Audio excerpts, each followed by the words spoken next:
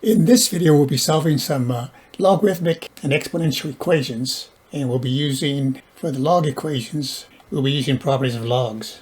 So let's look at the main ones we'll be using. Of course, we'll be using the definition of logarithms right here.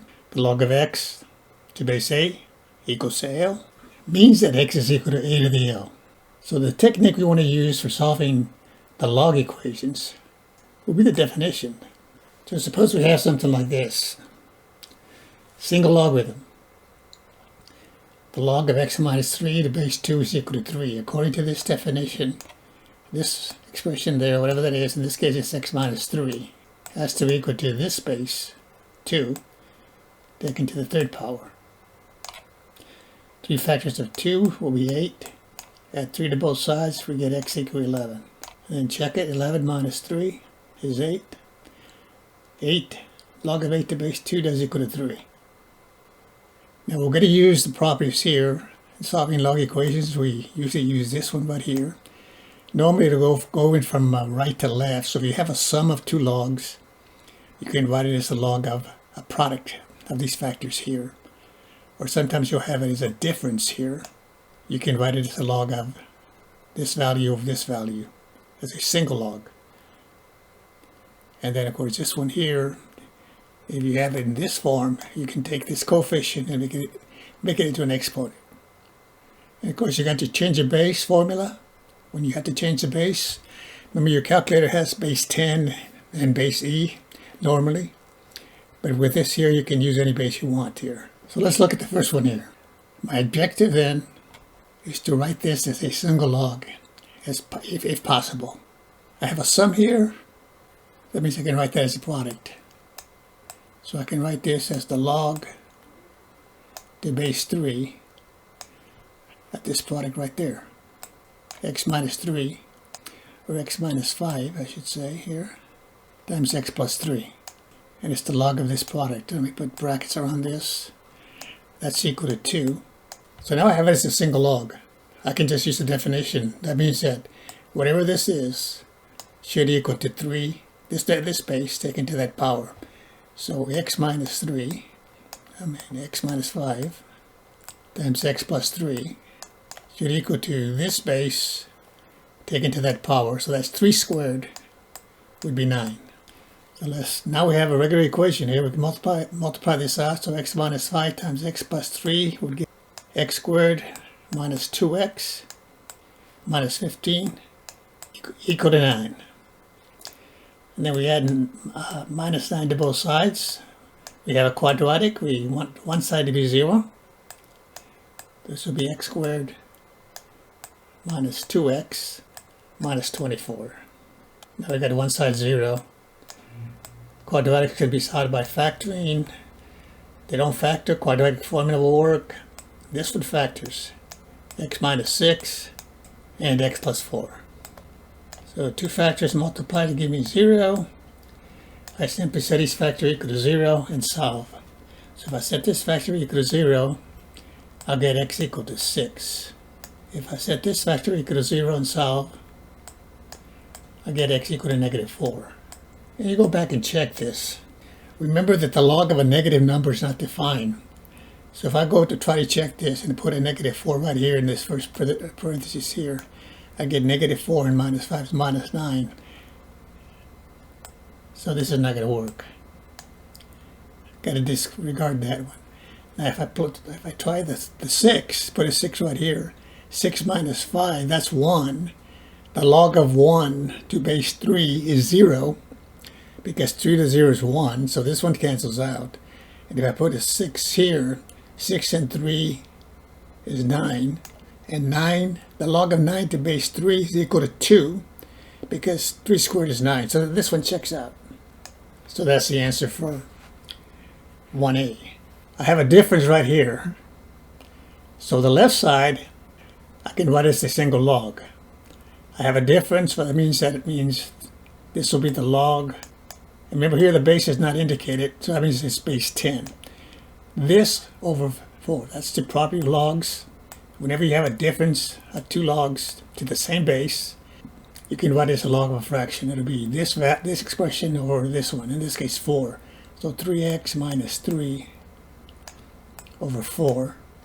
And then the left, or the right side rather, is x is the log of x plus 3. Or I should say x plus 1. This is the property of logs here. If you have two expressions that are positive, m is equal to n, I can take the log of both sides to any base, let's say a. This is the property listed in the list in the section we looked at a while ago. This is m here, and this will be n here. So if you have it in this form here, m has to be n. And that's what we have here. So the objective when you're solving a logarithmic equation, if you can get it as a single log, basically you just apply the definition of log. And if you can get it like this, the log of something equal to the log of something, then whatever this is going to have to equal to whatever's on the other side in the parentheses. So in this case, the 3x minus 3 over the 4 has to equal to x plus 1. And then you solve that equation. Multiply both sides by 4. 4's cancel on the left side, so it'll be 3x minus 3. And on the right side, it'll be 4x plus 4. Subtract 3x from both sides. Add a minus 4. So this gives me minus 7 equal to x. Okay? Subtract 3x from both sides. I got x. Subtract 4 from both sides. 4 cancels. I get minus 7 here. X equal to minus 7. But if you try to check this, as long as if you get the log of a negative, it's not going to work. It's undefined. So notice if I try it here, negative 7 and 1 will give you a negative 6. So this one has no solution. Or I can just put the empty set. Not going to work. And then for C, I have the log of x plus 4 equal to the log of 5x plus 1 equal to the log of 2. These two I can put together. So let's do it this way. We have the log x plus 4. And when you have the sum of two logs, again, here the base is understood to be 10. And it's the log of this product. So it's 5x plus 1 times 2. So let's just write it this way. 10x plus 2. Now if you can get it to, you have a log isolated on one side and the log to the same base isolated on the other side. You just equate those. You don't have to write it as a single log. In some cases you have to write it as a single log. Here, I could still write it as a single log by bringing this over, but it's still going to work out. So here I just say x plus 4 is equal to 10x plus 2. So subtract x from both sides here. Subtract x here, it cancels. Subtract x on the other side, that gives me 9x. Then subtract 2 from both sides. 2 cancels over here. 2 from 4 gives me 2. So I get 9x is equal to 2. Divide by 9. Divide by 9 here. Solve for x. And I get x. It's going to equal to 2/9. Now just double check that you don't get the log of a negative. 2/9 plus 4 is not negative. 2/9 times 5 plus 1 is positive. Don't have to worry. I know this is going to work. But if you want to make sure, just go ahead and evaluate each side. And if you simplify it, whatever you get on the left side is going to equal to whatever you have on the right side. But this one checks. X equal to 2/9. Now let's look at the next one. These are now exponential equations. So for exponential equations, you have options of using the log of both, taking the log of both sides. So for this one here, to simplify this, I can take the natural log of both sides. Or I could actually do this. I can take the log to any base you want. So I'm going to use base 3. All I did is took the log of both sides to base 3. Now why did I pick base 3? Because this is an exponential 3.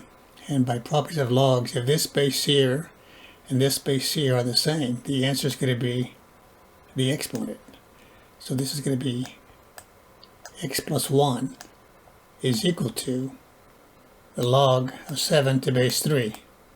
And then I subtract 1 from both sides, so the answer then is going to be x is equal to log of 7 to base 3 minus 1. Now if they ask you for the exact value, then you could put this as your answer right there. But if they ask you for an approximation, a decimal approximation, then in this case you have to use your change of base. So the change of base will work like this. It'll be that log of 7 to base 3, so you pick some other base. I'm going to use natural log because that's what your calculator has. Or you can use log to base 10. But it'll look like this. It'll be natural log of 7, and then you take the natural log, whatever you picked here, of the base also. So natural log of 3, and then minus 1. And then you can use your calculator from here. And this will be decimal here. The 3 places, 7, 7, and a 1. This is your answer. Again, I could have used the natural log of both sides. And eventually, the answer might look a little bit different. But if you do the decimal approximation, it'll come out. It'll probably look like this right here. Because here I have to use a change of base formula. Now the next one looks a little weird. You got e to the 2x minus 3e to the x minus 4. But see, this is the same thing as e to the x squared. So it has the look of a quadratic. So this actually can be factored into e to the x minus 4 and e to the x plus 1. And then you set each factor equal to 0 here. Except instead of x minus something, it's e to the x minus 4 and e to the x plus 1. But if I set this equal to 0 and solve for e to the x, I get e to the x is equal to 4. Set this one equal to 0 and solve for e to the x, I get e to the x equal to negative 1. Remember, e is a base, positive base, 2.72 or so. The power doesn't matter. It's always going to be positive. So it cannot equal to a negative. So this equation here does not have a solution. Now for this one here, I take the natural log of both sides, and I pick that because this is e and the base here is e. So this is ln here. Because this is e and this is e, the left side is just equal to x. So I get x is equal to ln of 4. This is your exact answer. But if they ask you for an approximation, then use your calculator. You get 1 decimal here, the 3 places,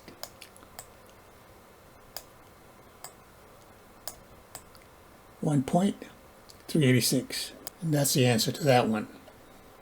Now for this one here, I have 2 distinct bases. So I'm just going to use natural log for this one. It's going to be natural log of 2 with an exponent of x plus 2. Same thing over here. Natural log. I could use base 10. Doesn't matter. But the 2 main ones you want to use, especially if you're going to get an approximate answer, is either natural log, which is of course base c, or log to base 10. So I got this here. And then I just use properties of logs. There's a property of logs. We went through that one a while ago. Allows me to take the exponent here and put it as a coefficient. So this will be x plus 2 out in front. And this will be ln of 2. On the right side, same sort of thing. Got an exponent here. I can put it as a coefficient. So it'll be 2x here minus 5. ln of 6. And then I'm just going to distribute here with a ln of 2, distribute with the ln of 6 over here, and then collect my x's, solve for x, and simplify. So this will be then x, multiplying through there, x, ln of 2, plus 2, ln of 2. It's using distributive property to multiply through there. Same thing on the right side. So it'll be 2x, ln of 6, minus 5, ln of 6. And of course I'm solving for, I want to solve for x. I want the terms that have an x. So this one here, and this one here, on the same side. So this will be then, I leave this one here on this side, x, ln of 2. This one comes over, I get minus 2x, ln of 6. Everything else goes to the other side. So the 2 ln of 2 goes to the other side. That'll be a minus 2 then, ln of 2. The minus 5 ln of 6 stays. And then in this one here, I want to solve for x. I'm going to factor out the x here. So take an x out of this one here. That leaves me with ln of 2 minus 2 ln of 6. So minus 2 then, ln of 2 minus 5 ln of 6. Okay, so now I'm just going to divide both sides. You got the x isolated over here as a factor. So I'm just going to divide this coefficient here. So dividing this side by ln of 2 minus 2 ln of 6. This cancels out, and then divide the other side also. So I divided both sides by this. So that canceled out. Just to make it a little bit easier, then I just cancel it over here. This side will just be x. And this is actually the answer right here. That's the exact answer. And we could do some simplification here. You could change the look of this and bring this to here. Because sometimes if you're working problems like this from the textbook and you're looking at the answer in the back just to practice, it might not look like this. Because they took this 2 here and brought it over here using the properties of logs and made this a 4. Made this a 4. And then they might have multiplied the numerator and denominator by a negative, made this a plus and this a plus, and this could be a minus here and this could be a plus. So be aware of that. If you're working the problem where you have the answer and you work it out, no, it doesn't check out. Sometimes they simplified. And then of course if you want to go ahead and give an approximation to this one here, this one should come out to 3.579. 3.579 using a calculator. Thanks for watching. We'll see you next time.